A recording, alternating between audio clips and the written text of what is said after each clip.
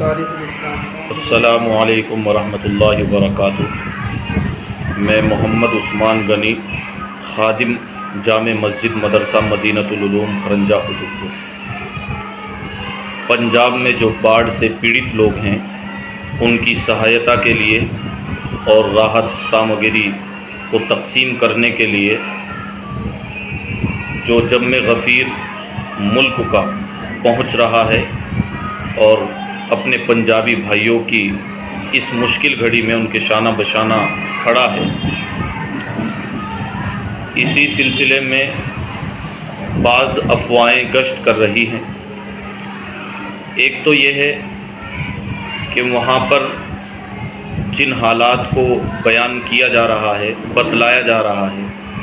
ایسے حالات نہیں ہیں۔ یہ بات سراسر غلط ہے۔ حالات واقعی بد سے بدتر ہیں اور حالات یہی ہیں کہ ان لوگوں کو آپ کی سہایتا کی ضرورت ہے،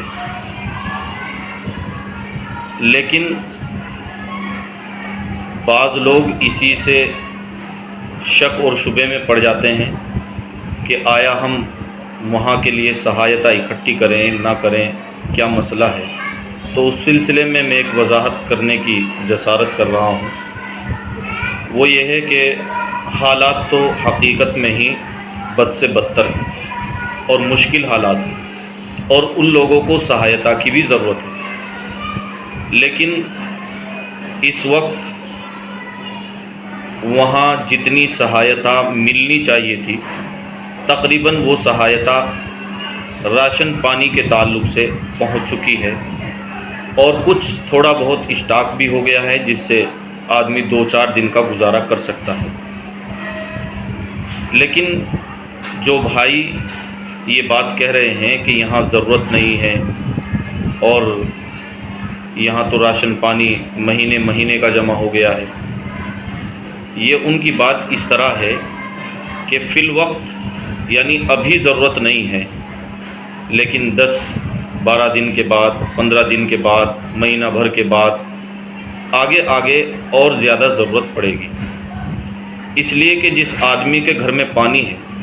اب وہ کتنا راشن پانی رکھ سکتا ہے؟ زیادہ سے زیادہ 1 دن کا، 2 دن کا، 3 دن کا، یا کہیں اگر وہ شفٹ بھی ہوا ہے دوسری جگہ تو وہاں بھی یہی حال ہے کہ وہ وہاں بھی راشن پانی 2-4 دن کا ہی جمع کر سکتا ہے۔ اور اللہ کا کرم یہ ہے کہ جو ہمارے سکھ سمودائے کے لوگ ہیں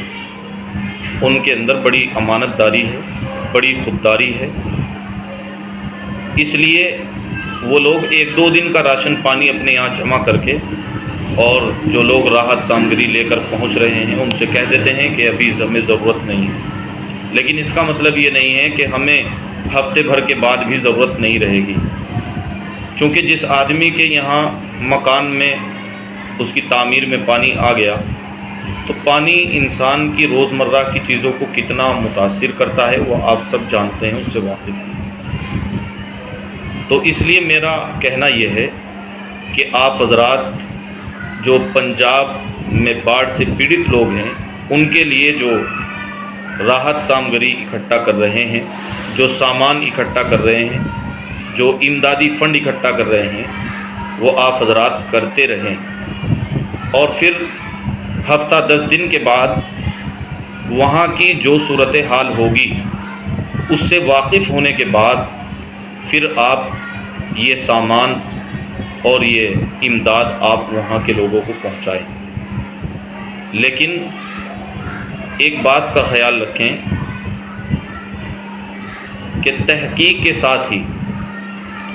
اور صحیح صورتحال کو جان کر ہی امداد بھیجیں، امداد لے کر کے جائیں۔ مجھے امید ہے کہ آپ حضرات میری اس بات کو سمجھ گئے ہوں گے جو میں کہنا چاہتا ہوں۔ وما توفیقی الا باللہ۔ السلام علیکم ورحمۃ اللہ وبرکاتہ۔